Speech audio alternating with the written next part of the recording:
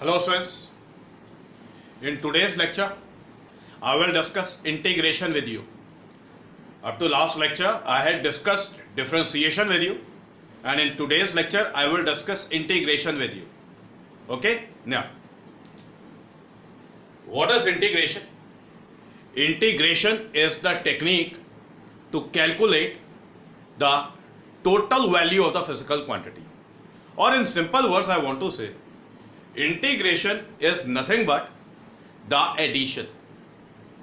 Clear? मतलब जब भी टोटल निकालना है फिजिकल क्वांटिटी का, ठीक है, और हमारे पास में स्मॉल वैल्यू फिजिकल क्वांटिटी का एग्जिस्ट करता है जो किसी मैथमेटिकल फंक्शन के ऊपर डिपेंड करेगा, तो बेटा ये जो टोटल निकालने की टेक्निक है इसको इंटीग्रेशन कहते हैं. सो इंटीग्रेशन क्या है? It is the technique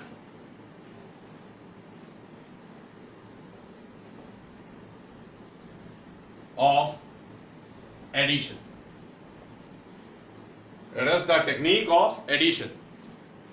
okay, एक सिंपल सा एग्जांपल देके पहले समझाता हूं. देखिए, let us suppose say it is the straight line, और इस स्ट्रेट लाइन के अलोंग बॉडी मूव कर रही है. Body goes from the point A to the point B. Clear? Body कहां से स्टार्ट हो रही है? स्टार्ट वर्ड हटा लेते हैं. हम ये कहते हैं कि बॉडी पॉइंट ए को क्रॉस करती है विद सम वेलोसिटी. मतलब बॉडी का कुछ स्पीड था जब बॉडी पॉइंट ए को क्रॉस कर रही है. At time t equals to 0 पर हमने देखा कि बॉडी पॉइंट ए को क्रॉस कर रही है. At time t equals to t पर हमने देखा कि बॉडी बी पॉइंट को क्रॉस कर रही है. अब मान लेते हैं बेटा कि बॉडी के अंदर एक्सेलरेशन है. एक्सेलरेशन क्या होता है? एक्सेलरेशन होता है कि बॉडी बेटा जब बॉडी ए पॉइंट से बी पॉइंट तक जा रही है तो बीच में बड़े सारे पॉइंट्स क्रॉस होंगे. मान लेते हैं, लेट अस सपोज से ये कोई एक पॉइंट है सी, कि बॉडी यार जब इस पॉइंट सी को क्रॉस करती है तो बेटा dv is the small increase in the velocity. dv is the small increase in the velocity. समझ आ गई ये बात? ठीक है, अब समझिए बात को. अब एक्सेलरेशन क्या होता है? एक्सेलरेशन होता है बेटा rate of change of velocity. मतलब कितना वेलोसिटी कितने टाइम में चेंज हो रहा है. समझ आई बात? अब समझिए, बॉडी जब पॉइंट ए से पॉइंट बी तक जा रही है और बॉडी के अंदर अगर एक्सेलरेशन है तो इसका मतलब पॉइंट सी जैसे बड़े सारे पॉइंट्स क्रॉस होंगे. ये वाला पॉइंट क्रॉस होगा, फिर ये वाला पॉइंट क्रॉस होगा, फिर ये वाला, फिर ये वाला, तो ये बड़े सारे पॉइंट्स क्रॉस होंगे. अब बेटा पूरे पाथ ए बी को अगर हम आइडेंटिकल पॉइंट्स में डिवाइड कर लें, तो हर पॉइंट को बॉडी ने जब क्रॉस किया तो बॉडी का वेलोसिटी स्मॉल वैल्यू से इंक्रीज होगा. ठीक है, अब उनमें से हमने कोई एक पॉइंट सी कंसीडर कर लिया, तो सी पॉइंट को जब बॉडी क्रॉस कर रही है हमने मान लिया कि dv is the small increase in the velocity. Clear? अब सपोज अगर हमें यह कैलकुलेट करना हो कि what is the total increase in the velocity, तो हम कैसे करेंगे?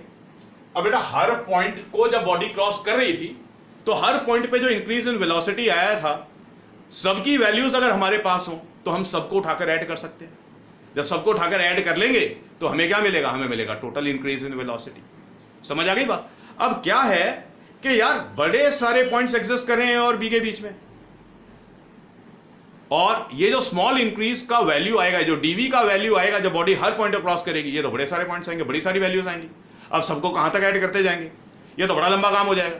तो ये इंटीग्रेशन क्या कहता है? इंटीग्रेशन हमारे को एक टेक्निक देगा जिसके अंदर small value of the physical quantity available है, डिफाइन की जाएगी, और इस स्मॉल वैल्यू से हमें total value of the physical quantity calculate करने को बोला जाएगा. तो फ्रेंड्स ये कैलकुलेशन करने का जो तरीका है इसको इंटीग्रेशन कहते हैं. समझ आई बात? तो अभी तक मैंने आपको सिर्फ ये समझाया इंटीग्रेशन किसको कहते हैं. क्लियर? अब लोअर क्लासेस में 10th से आप मेरे पास आए हैं, 9th से मेरे पास आए हैं, आपने मैथ्स में बेटा ये वाला साइन यूज किया था, सिग्मा बोलते थे आप इसको. अगर बेटा यहां पे लिखा है सिग्मा एक्स और यहां पर x इक्वल्स टू आई, चलिए यहां पर x इक्वल्स टू आई छोड़ते हैं, यहां पर i equals to 1 to n अगर लिखते थे तो इसका मतलब क्या होता था कि x कोई एक फिजिकल क्वांटिटी है जिसका वैल्यू जिसका वैल्यू 1 से स्टार्ट होता है, n तक जाता है, और सारी वैल्यूज को ऐड करना है। इसका मतलब ये होता था, इसको समेशन बोलते थे, सिग्मा के साइन को। तो अब क्या होगा, अब की बारी यहां पर ये वाला जो काम है, इसको हम एक अलग नाम देंगे, इसको बोलेंगे इंटीग्रल। क्या बोलेंगे इसको? इंटीग्रल। और उसका जो सिंबल होगा वो ये होगा। क्लियर? तो बेटा ये क्या साइन हो गया, इस वाले साइन को बोलेंगे इंटीग्रल। तो ये वाला साइन लगाओ, ये लगाओ, एक ही बात होती है। समझ आ गई बात? ओके। अब जैसे मान लो हम यहां पे लिखते हैं इंटीग्रल ऑफ डीवी, तो डीवी क्या था? Dv was the small increase in the velocity.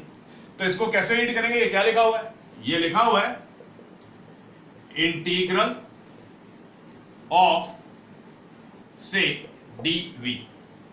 Clear? या फिर इंटीग्रल ऑफ, चलिए इतना बोल देते हैं अभी के लिए। समझ आई ये बात? इतना काम क्लियर हो गया?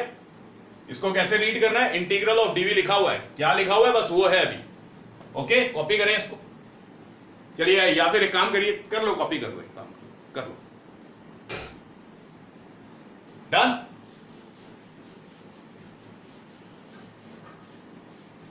अब बेटा बड़े ध्यान से सुनो, ये जो इंटीग्रेशन होती है, दो पार्ट्स होते हैं। ठीक है? पहला पार्ट होता है इनडेफिनिट इंटीग्रेशन, दूसरा होता है डेफिनिट इंटीग्रेशन। समझ आ गई बात? समझ आ गई भैया ये बात? इतना काम क्लियर है? अब ध्यान से मेरी बात समझो। पहले बात करेंगे इनडेफिनिट इंटीग्रेशन की। इसे भी कॉपी करें, इसे भी कॉपी करें कि इंटीग्रेशन हमारी दो तरह की होती है। कॉपी कर लिया? तो अभी बात करेंगे इनडेफिनिट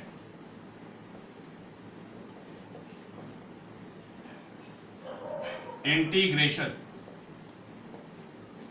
तो फिर से स्टूडेंट्स कुछ बेसिक फॉर्मूलाज हैं, जैसे डिफरेंशियल के कुछ फॉर्मूलाज थे, वैसे इंटीग्रल के कुछ बेसिक फॉर्मूलाज हैं।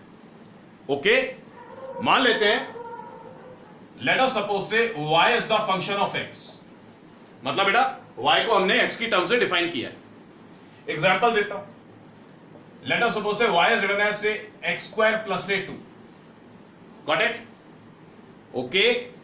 अब मान लो कि बेटा dx is the small change in x। ठीक है? तो dy को क्या बोलेंगे? dy is the small change in y। Okay, clear? अब अगर मान लो कि बेटा y हमारा x के ऊपर डिपेंड कर रहा है, और अगर x का वैल्यू किसी एक पर्टिकुलर वैल्यू से किसी दूसरी वैल्यू तक चेंज होता है, तो नो डाउट y में चेंज आएगा। तो y में टोटल चेंज कैसे निकालेंगे हम? समझ रहे हो ना मेरी बात को? जैसे लास्ट टाइम हमने डिफरेंशिएशन किया था, अब की बारी टोटल निकालना है। टोटल के लिए इंटीग्रेशन। पल्ले पड़ी बात? ओके, अब ध्यान से सुनो, यहां पर ऑपरेटर्स क्या होने वाले हैं? यहां पर ऑपरेटर्स क्या होने वाले हैं? अब देखिए, अगर हम लिखते हैं इंटीग्रल ऑफ से fx dx, तो इसका मतलब हम इंटीग्रेशन कर रहे हैं। किसका इंटीग्रेशन कर रहे हैं? Of the given function. Of the given function. अब गिवन फंक्शन में क्या वेरिएबल है और क्या कांस्टेंट है, ये कैसे पता लगेगा? किसको वेरिएबल बोलेंगे, किसको कांस्टेंट बोलेंगे? ये जो dx आपको दिखाई दे रहा है बेटा, d के साथ ये जो लिखा होता है, d के साथ जो लिखा है उसको वेरिएबल बोलते हैं। तो यहां पर x वेरिएबल हो गया, तो यहां पर x वेरिएबल है। तो बेटा ये जो dx है, ये जो dx है, ये dx हमारे को इंफॉर्मेशन प्रोवाइड करता है कि गिवन फंक्शन में वेरिएबल क्या है। समझ आ गई बात? ओके, मतलब ये dx और ये जो इंटीग्रल का साइन है, इसको इंटीग्रल बोलते हैं। क्या रीड करना है? ये क्या लिखा हुआ है? ये लिखा हुआ है integral of the given function. Integral of the given function, ठीक है, इन विच the variable is x। चलिए x को यहां पे लिख लेते हैं, द वेरिएबल इज x। ठीक है, तो बेटा ये वाला जो साइन है ये हो गया इंटीग्रल, ये जो dx लिखा हुआ है इससे हमें पता लगेगा कि गिवन फंक्शन में किसको वेरिएबल बोलना है और किसको कांस्टेंट बोलना है। पल्ले पड़ गई बात, इतना काम क्लियर है। अब जैसे लेट अस सपोज अगर हम यहां पे integral of x square plus 2 लिखते हैं, क्लियर, तो हम इस वाले पार्ट को स्प्लिट करते हैं, integral of x square dx plus integral of 2 dx, इसको ऐसे पार्ट से स्प्लिट कर लिया हमने। समझ आई बात? अब ध्यान से देखिए, यहां पर जो फंक्शन हो गया वो एक्स स्क्वायर हो गया, तो वेरिएबल हो गया एक्स। यहां पर जो फंक्शन है उसमें सिर्फ 2 है, तो मतलब यहां पर 2 हो गया कांस्टेंट। समझ आइए बात? तो डी के साथ जो लिखा है उससे सिर्फ ये पता लगता है डी के साथ जो लिखा है वेरिएबल क्या है। ओके, कॉपी करें इसको, कॉपी करें, डन, ओके।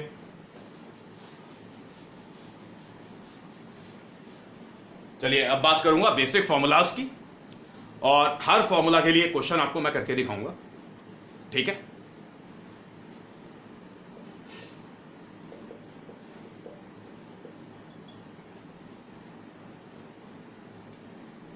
बेसिक फॉर्मूलाज, पहला integral of x raise to power n dx, क्या लिखा हुआ है, रीड कैसे करेंगे, integral of x raise to power n dx. समझ आ गई बात? तो मतलब इंटीग्रेट किसको करना है, इंटीग्रेट करना है x raise to power n को। क्लियर हो गई बात? तो x raise to power n को इंटीग्रेट करना है, इसका इंटीग्रल क्या होता है, इसका इंटीग्रल होता है x raise to power n plus 1 divided by n plus 1, bracket लगा लें, क्लियर, और साथ में डालें प्लस सी। ये जो हमने प्लस सी बोला है इसको बोलते हैं इंटीग्रेशन कांस्टेंट। क्या बोलना है इसको, इंटीग्रेशन कांस्टेंट। तो जब इनडेफिनेट इंटीग्रेशन होती है तो मतलब जो रिजल्ट आता है प्लस सी लगाना होता है, ठीक है। तो कैसे हो गया, पावर में 1 ऐड करना है, जितना टोटल पावर हो जाए वही डिनोमिनेटर हो जाएगा। एग्जांपल दे रहा हूं, ये बहुत सिंपल है, ज्यादा बड़ा काम नहीं है, मुश्किल से 5 से 6 फॉर्मूलाज यूज होने वाले हैं हमारी फिजिक्स में। तो हमारी फिजिक्स में जितना यूज होने वाला है सिर्फ उतना इंटीग्रेशन दिखा रहा हूं आपको। Integral of x raise to power 3/2 dx, तो इंटीग्रेट किसको करना है, एक्स रेज टू पावर 3/2 को। कैसे करेंगे, x raise to power 3/2 plus 1 divided by 3/2 plus 1, ठीक है, प्लस सी लगा लेंगे। तो ये कितना हो जाएगा, x raise to power 3/2 plus 1 हो गया 5/2, डिनोमिनेटर भी हो गया 5/2, प्लस सी लगा लेंगे। अब सिंप्लीफाई कर लेते हैं, तो ये हो जाएगा 2/5 multiplied with X raise to power 5/2 plus C. तो ये हमारा रिजल्ट आ गया, ये हमारा रिजल्ट आ गया। तो पहला फॉर्मूला आई होप कि आपको क्लियर हो गया, कॉपी करें।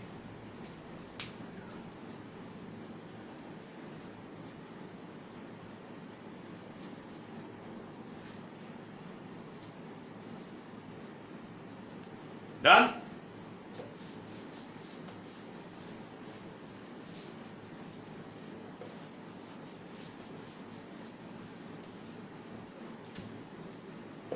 सेकेंड फॉर्मूला,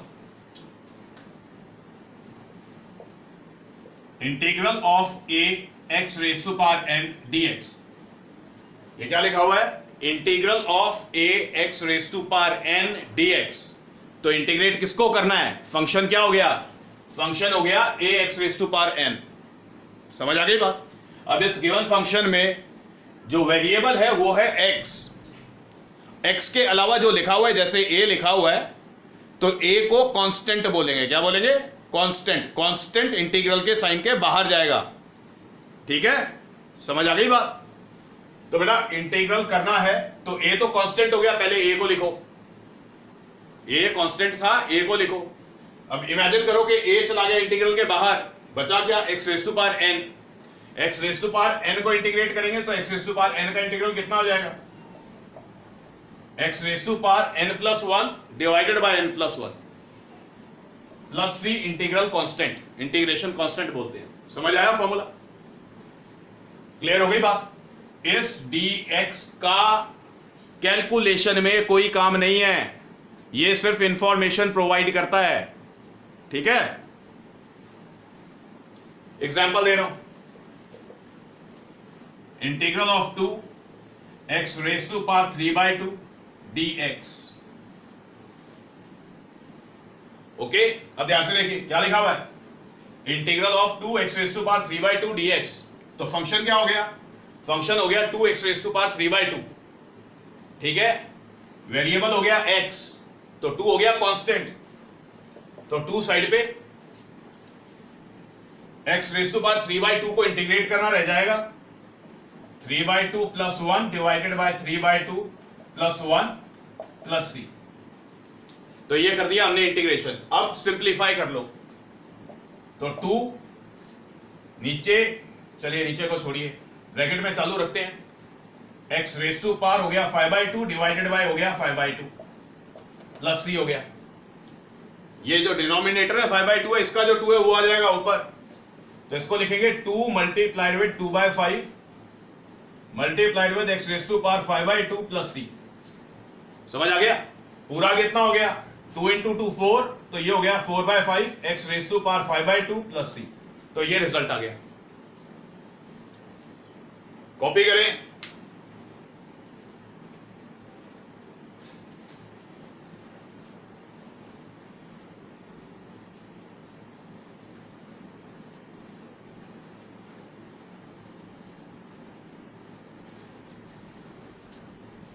आई होप सेकेंड फॉर्मूला भी क्लियर हुआ है।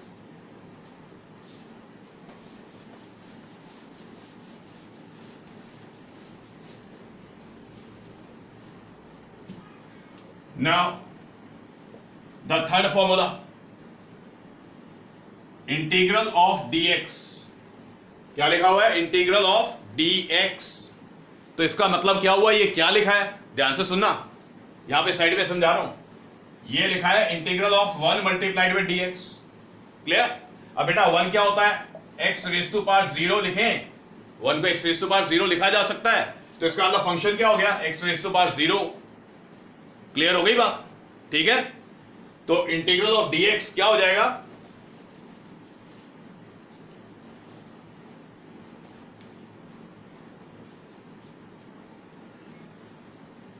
इंटीग्रल ऑफ dx क्या हो जाएगा? इंटीग्रल ऑफ dx होता है x।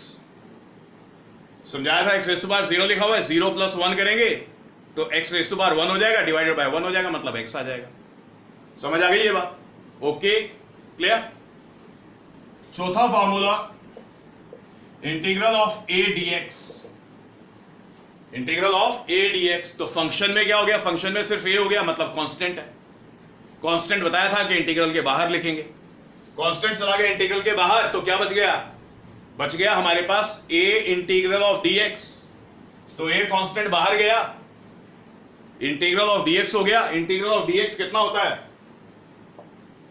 x होता है, तो a इंटू एक्स। एग्जाम्पल देता हूं, दोनों का क्लियर हो जाएगा, दोनों का मिला के दे रहा हूं। इंटीग्रल ऑफ 2 dx, तो 2 कांस्टेंट था, बाहर गया, बचा सिर्फ integral of dx। Integral of dx हो गया x। क्लियर? कॉपी करें,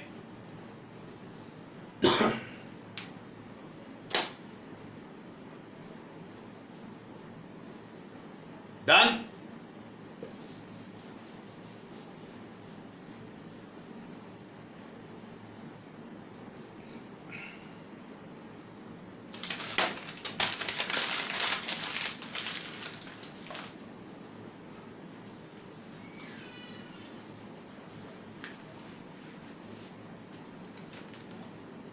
Now, fifth formula, integral of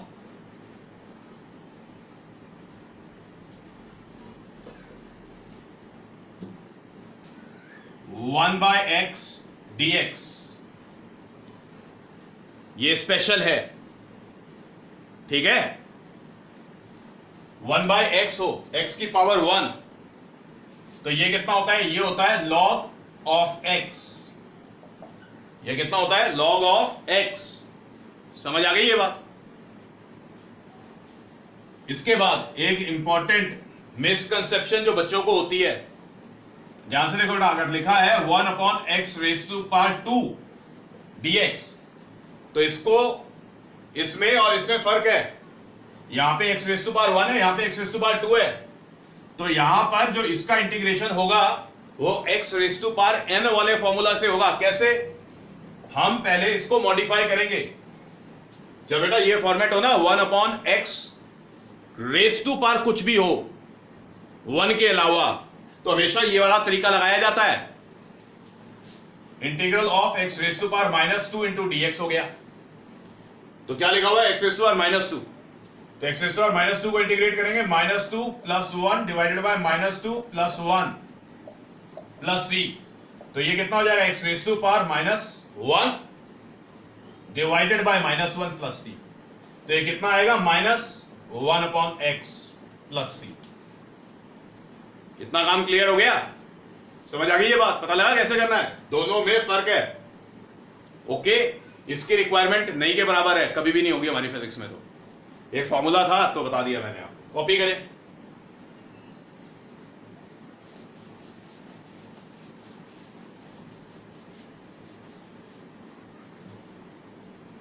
sixth, integral of sine x dx।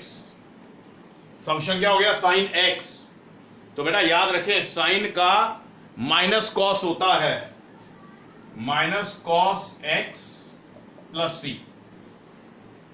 समझ आ गई बात? Seventh formula, integral of cos x dx। तो cos x फंक्शन क्या हो गया? cos x। cos x का इंटीग्रल कितना होता है? ये होता है sin x प्लस c। ये कितना होता है? sin x plus c। समझ आ गई बात?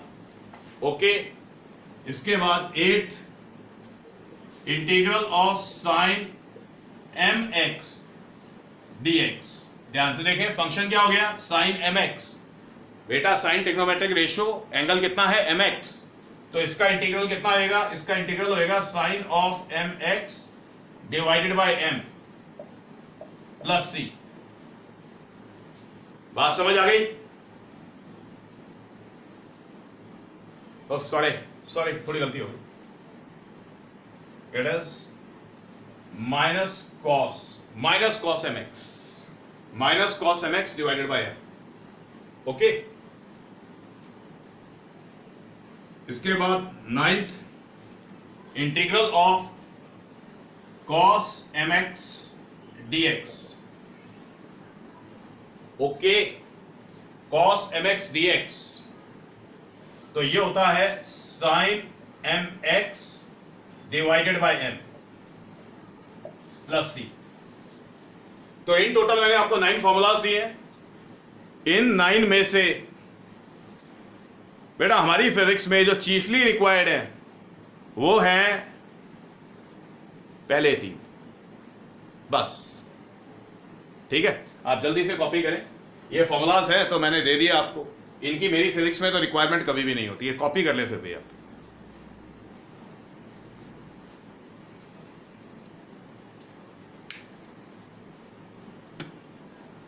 डन?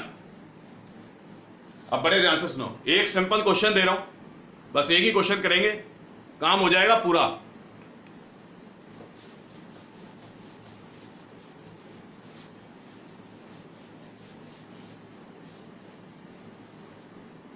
अब देखिए कैसे करना है।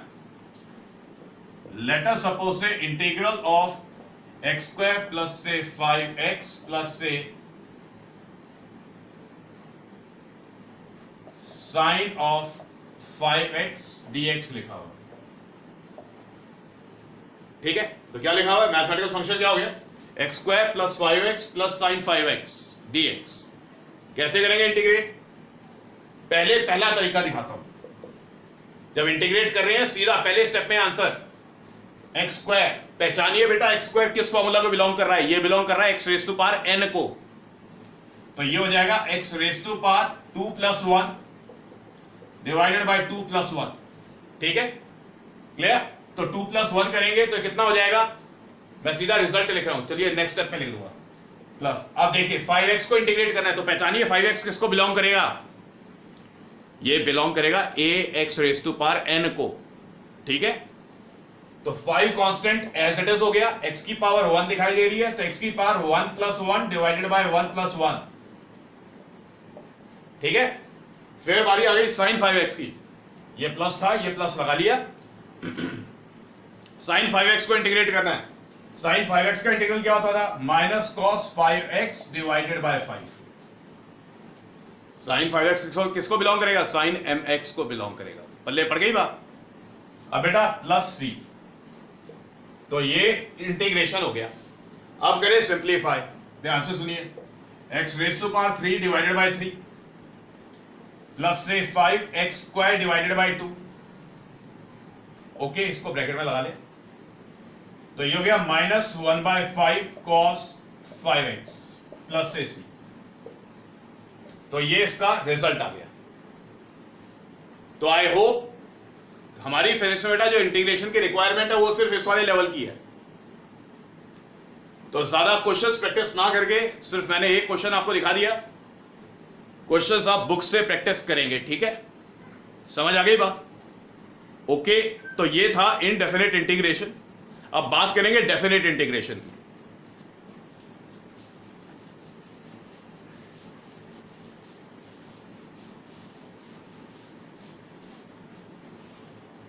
बेटा डेफिनेट इंटीग्रेशन में 2 स्टेप में काम होता है।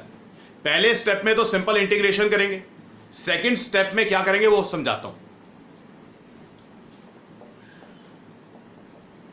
Definite integration, okay, definite integration है क्या होने वाला है बेटा, इंटीग्रल होगा of the given function in which the variable is x, ठीक है?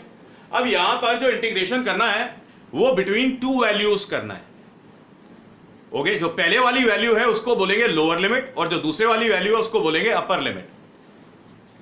तो यहां पर लिखा है a और यहां पर लिखा है b, तो मतलब हमें इंटीग्रेशन कैरी आउट करना है, वो जो 2 वैल्यूज हैं वो है a और b। तो a को क्या बोलना है, a को बोलना है लोअर लिमिट, ठीक है? b को क्या बोलेंगे, b को बोलेंगे अपर लिमिट, क्लियर? अब 2 स्टेप में काम करेंगे। जब हमें इसको सॉल्व करना है तो पहले स्टेप में हम क्या करेंगे, हम करेंगे solve, okay, integral of the given function. मान लेते हैं बेटा कि जो रिजल्ट आया, लेट अस सपोज से जो रिजल्ट है इज से gx, क्लियर हो गई बात? तो पहले स्टेप में क्या किया, सिंपल इंटीग्रेशन जो भी सीखा है हमने, ओके? अब ये जो रिजल्ट है आपने इसको लिखना कैसे है, रिजल्ट हो गया gx, ब्रैकेट लगाएंगे बेटा, ये जो लिमिट्स लिखी हुई हैं लिमिट्स लगा देंगे, लोअर लिमिट और अपर लिमिट, बस ये लिमिट लगा के छोड़ना है। पहला स्टेप समझ आ गया, कॉपी करें। सेकंड स्टेप में क्या करेंगे, सॉल्व करेंगे लिमिट्स को, इसको बोलते हैं प्लेस द लिमिट्स। लिमिट्स को कैसे प्लेस करेंगे, जो भी गिवन फंक्शन है, फंक्शन में जो भी वेरिएबल है उस वेरिएबल की जगह पे पहले अपर लिमिट लिखेंगे, ठीक है? देखिए कैसे, g वेरिएबल था x, तो x की जगह पे अपर लिमिट b हो गया, माइनस का साइन डालेंगे, g मतलब गिवन फंक्शन।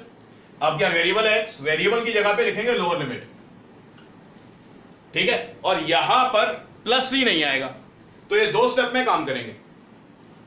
तो जल्दी से करें, कॉपी करें, मैं एग्जांपल देके बात समझाऊंगा।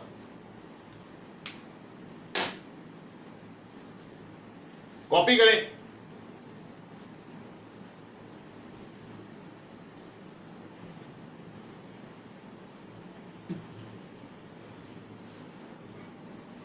डन। देखिए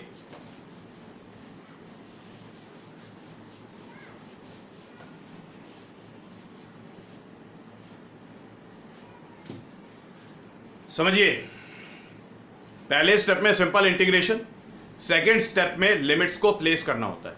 एक एग्जांपल देके समझा रहा हूं। लेट अस सपोज से integral of x raise to power n dx। तो बेटा गिवन फंक्शन हो गया x raise to power n, limits मान लेते हैं a और b। तो a हो गया लोअर लिमिट, b हो गया अपर लिमिट। तो कैसे करेंगे? पहले स्टेप में x raise to power n का इंटीग्रल, तो ये हो जाएगा x raise to power n plus 1 divided by n plus 1 bracket, limits को लिखना है सिर्फ। तो ये पहला स्टेप हो गया, ये स्टेप 1। फिर स्टेप 2 में क्या करना है? लिमिट्स को प्लेस करना है। ध्यान से देखिए, जो गिवन फंक्शन आ गया वो आ गया x raise to power n plus 1 divided by n plus 1। इसमें वेरिएबल क्या है? वेरिएबल दिखाई दे रहा है x। तो वेरिएबल की जगह अपर लिमिट लिखना है, पूरा फंक्शन मेंटेन करना है। तो वेरिएबल x की जगह पे लिखेंगे b, फंक्शन मेंटेन किया, b का power n plus 1 divided by n plus 1। समझ आ गया? अब हमने क्या बोला? हमने यहां पे क्या किया है? हमने अपर लिमिट को प्लेस किया है। क्या किया है? अपर लिमिट को प्लेस किया है। माइनस का साइन लगाएंगे। अब बेटा गिवन फंक्शन को देखेंगे, x raise to power n divided by n plus 1, variable है x, वेरिएबल में लोअर लिमिट को प्लेस करेंगे। तो ये हो जाएगा a raise to power n plus 1 divided by n plus 1। समझ आ गई बात? तो यहां पे ये हमने डेफिनेट इंटीग्रेशन किया है, ये हमने डेफिनेट इंटीग्रेशन कर लिया है। तो पहले स्टेप में सिंपल इंटीग्रेशन करने के बाद ब्रैकेट में डालें और लिमिट्स को प्लेस करें, उसके बाद फिर लिमिट्स को प्लेस करना है। समझ आ गई बात?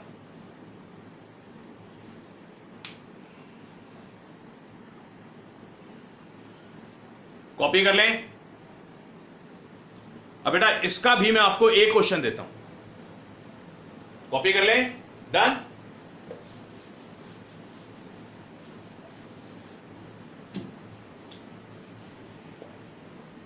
सपोज इंटीग्रेट करना है एक्स स्क्वायर प्लस से 5x dx, और जो लिमिट है दैट इज से फ्रॉम 3 to 5। ओके, अब ध्यान से देखिए, पहले क्या करना है? पहले करना है इंटीग्रेट। पहले x रेज टू पावर 2 को इंटीग्रेट करना है।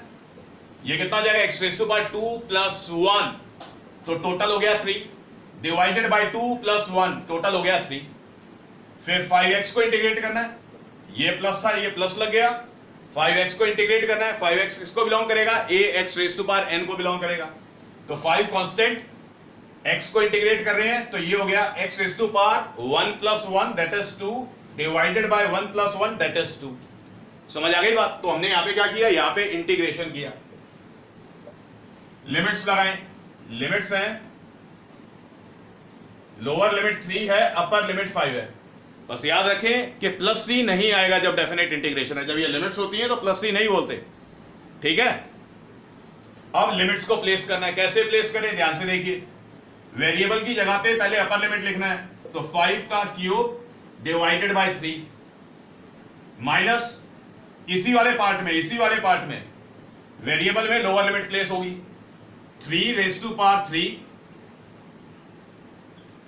लोअर लिमिट इज 3, तो 3 की जगह, ये x की जगह पे 3 आ जाएगा, डिवाइडेड बाय 3। तो ये हो गई लिमिट प्लेस सिर्फ इस वाले पार्ट में। समझ आया?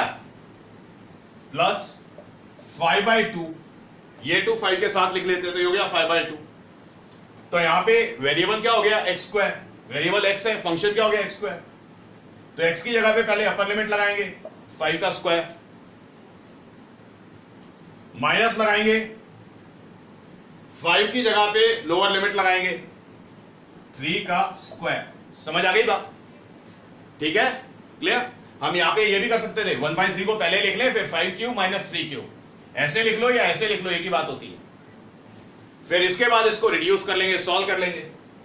बेटा 5 का क्यूब करेंगे, 5 5 25, 25 इंटू 5 125। समझ आ गई बात? तो ये हो गया जी 125/3 माइनस 3 का क्यूब करेंगे, 3 3 9, 9 and 3 81, 81/3 प्लस 5/2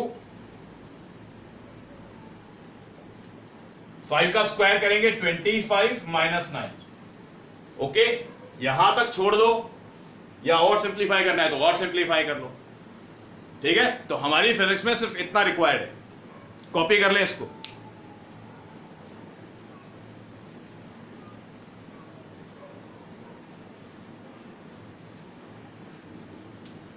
ओके, जल्दी से करिए। फिर एक और क्वेश्चन दे देता हूं।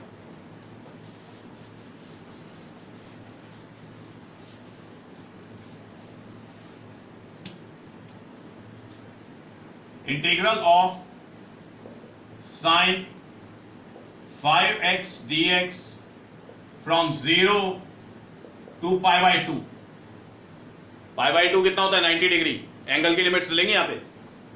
पहले क्या करना है? sin 5x को इंटीग्रेट करना है। sin 5x का इंटीग्रल क्या होता है? Minus cos 5x divided by 5। Limits लगाओ 0 टू π/2। समझ आ गई बात? ओके, हमने यहां पे क्या किया? इंटीग्रेशन किया है, सिर्फ लिमिट्स कैरी कर ली। अब बेटा -1/5 को लिखा साइड पे, माइनस डिनोमिनेटर वाला 5 साइड पे, ब्रैकेट cos 5x, वेरिएबल क्या है? वेरिएबल है x, तो 5 मल्टीप्लाइड विद π/2, माइनस लगाया। अब वेरिएबल की जगह पे लोअर लिमिट लिखेंगे, cos 5 मल्टीप्लाइड विद 0। क्लियर? तो ये कितना हो गया? माइनस से 1/5 हो गया, cos 5 π/2 हो गया, माइनस cos 0 हो गया।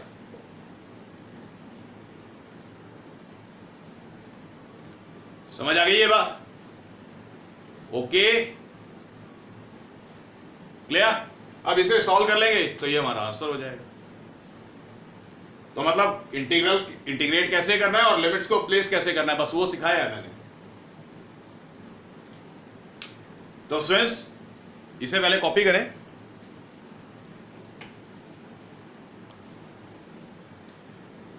Done. So it is all for today and integration is completed.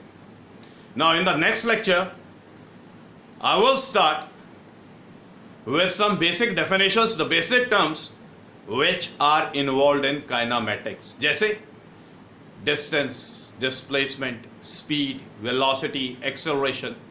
तो पहले इन बेसिक्स को डिस्कस करेंगे। इन बेसिक्स को डिस्कस करने के लिए इंटीग्रेशन, डिफरेंशिएशन और वेक्टर्स की जरूरत होती है। इसलिए स्टूडेंट्स, मैंने काइनेमैटिक्स में पूरा काइनेमैटिक्स स्टार्ट करने से पहले जो रिक्वायर्ड था, पहले मैंने वो डिस्कस कर लिया आपको लेक्चर्स में। वेक्टर्स डिस्कस हो गया, हमारा कंप्लीट हो गया। डिफरेंशिएशन, इंटीग्रेशन कंप्लीट हो गया। तो अब बेटा नेक्स्ट लेक्चर से हमारा काइनेमैटिक्स प्योरली स्टार्ट हो जाएगा। ठीक है? So this is all for today.